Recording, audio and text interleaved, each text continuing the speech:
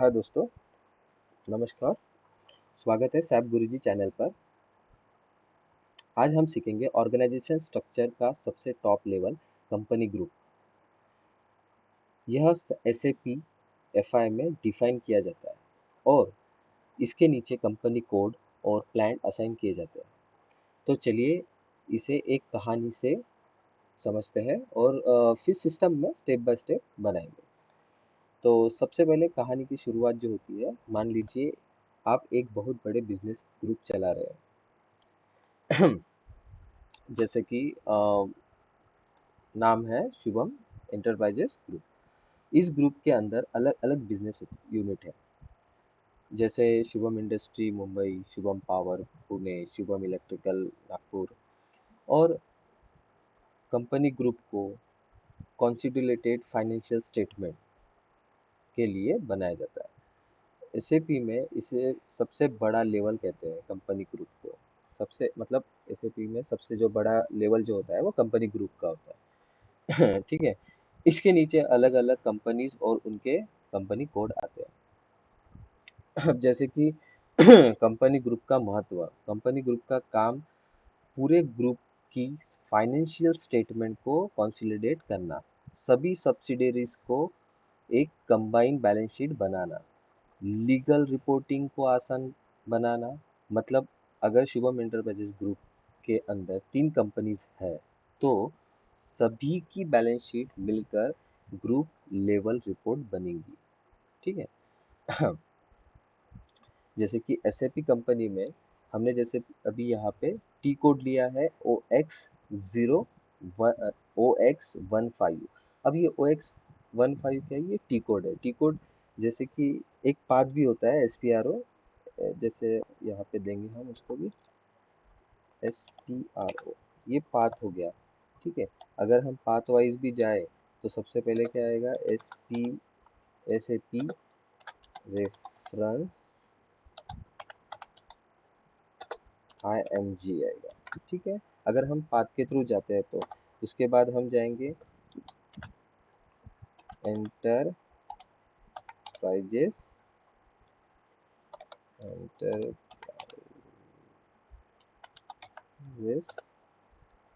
Structure.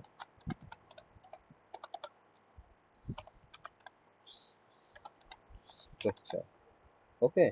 उसके बाद हम जाएंगे डिफाइनेशन डिफाइन डेफिनेशन। उसके बाद हम जाएंगे फाइनेंशियल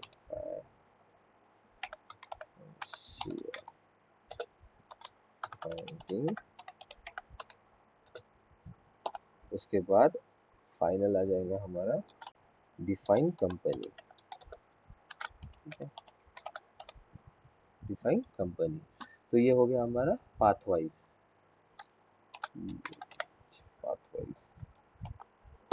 ठीक है, ये हमारा पाथ वाइज हो गया, ये हमारा टी कोड वाइज हो गया। ठीक है, ये 2 तरीके होते हैं इसको डिफाइन करने के लिए। ठीक है। अब जैसे पाथ वाइज SPRO में, एसएपी रेफरेंस IMG में, एंटरप्राइज स्ट्रक्चर में, डेफिनेशन फाइनेंशियल अकाउंटिंग और डिफाइन कंपनी में। उसके बाद हम कहाँ जाएंगे? गो टू न्यू एंट्रीज में जाएंगे। गो टू न्यू एंट्रीज में जाने के बाद हमें जाना पड़ेगा।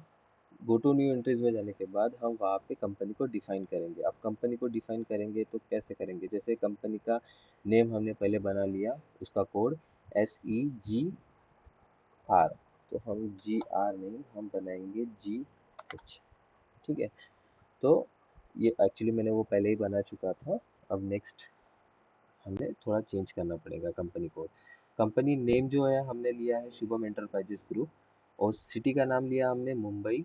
उसके बाद कंट्री का नाम लिया है, जैसे इंडिया का शॉर्ट फॉर्म होता है, कोड होता है IN। उसके बाद करेंसी का कोड होता है INR, इंडिया का। ठीक है। उसके बाद लैंग्वेज हमारी हो गई EN। जो हम कंपनी ग्रुप बना रहे हो किस कहाँ के लिए बना रहे हैं? मुंबई के लिए बना रहे हैं। अब जैसे मैं यहाँ पे आ जाऊँगा, यहाँ पे आने के बाद देखो /n लगा के मैं वापस जाऊँगा। यहाँ पे मैं सीधा डालूँगा OX15। OX15, ठीक है। मैं OX15 डाल के सीधा आ सकता हूँ, display locked bye, okay okay okay okay okay.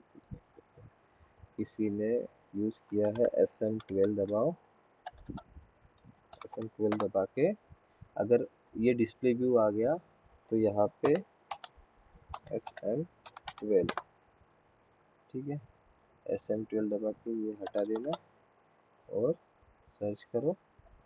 Search करने के बाद इसको सिलेक्ट करके डिलीट कर दो, ठीक है। अब फिर से हम आएंगे OX15 में, आगे हम हमारे पेज पे, यहाँ पे देखो चेंज व्यू आ गया, वो डिस्प्ले व्यू था, अब चेंज व्यू आ गया।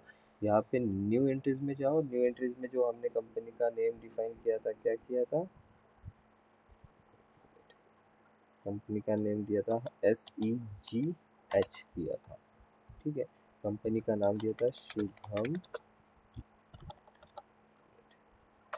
Enterprises group. कंपनी 2 का कोई ज़रूरत नहीं है डालने का। स्ट्रीट में दिया था हमने मुंबई, ठीक है। PO बॉक्स में भी दिया था हमने मुंबई, और पोस्टल कोड में दिया था हमने 11002, ठीक है।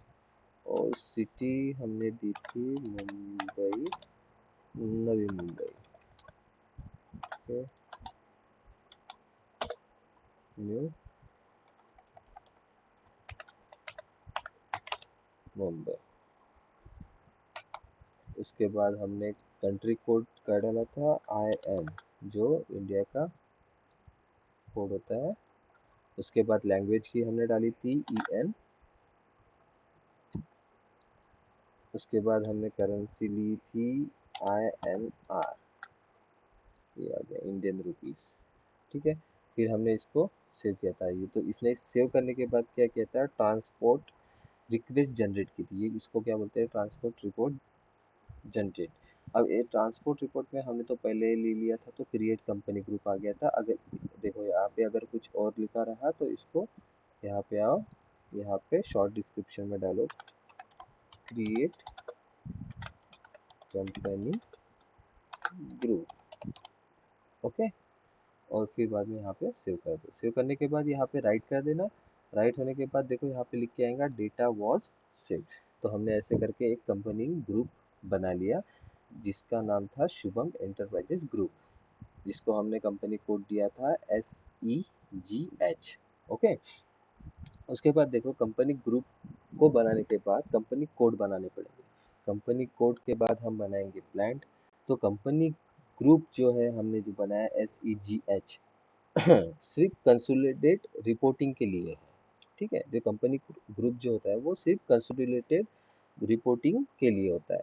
कंपनी कोड जो हम बनाएंगे कल के इसमें, तो उसमें हम IN01, IN02, IN03 बनाएंगे। IN01 हम मुंबई यूनिट के लिए बनाएंगे, IN02 पुणे यूनिट के लिए, और IN03 नागपुर यूनिट के लिए। देखो जैसे मेरा कंपनी ग्रुप है, जो हेड ऑफिस है वो मेरा मुंबई है, और उसके अंदर में जो यूनिट आते हैं, जो कंपनी कोड आते हैं, मतलब कंपनी जो प्लांट आते हैं, तो वो हमारे एक मुंबई के लिए होगा, एक पुणे के लिए होगा, एक नागपुर के लिए होगा कंपनी। और उसके नीचे आएंगे प्लांट्स, ठीक है। तो कंपनी कोड किस लिए होता है, लीगल एंटिटी है जहाँ balance sheet, profit and loss and tax reporting होती है, ठीक है। उसके बाद हम प्लान बनाना भी सीखेंगे। तो आज के लिए इतना ही। तो दोस्तों कंपनी ग्रुप सबसे ऊपर का लेवल है, और ऑर्गेनाइजेशन स्ट्रक्चर का नीचे का लेवल कंपनी है, और उसके अंदर कंपनी कोड आते हैं, ठीक है। हमारे एग्जाम्पल के लिए हमने ग्रुप बनाया, जो कंपनी ग्रुप बनाया शुभम इंटरप्राइजेस ग्रुप, और कंपनी कोड हम कल बनाएंगे। अगर आपको ये वीडियो अच्छा लगा हो तो लाइक करें, सब्सक्राइब करें और शेयर करें सैफ गुरुजी चैनल को। अगले वीडियो में हम कंपनी कोड और प्लान असाइन करना और प्लान को क्रिएट करना डिटेल्स में सीखेंगे। तब तक के लिए जय हिंद।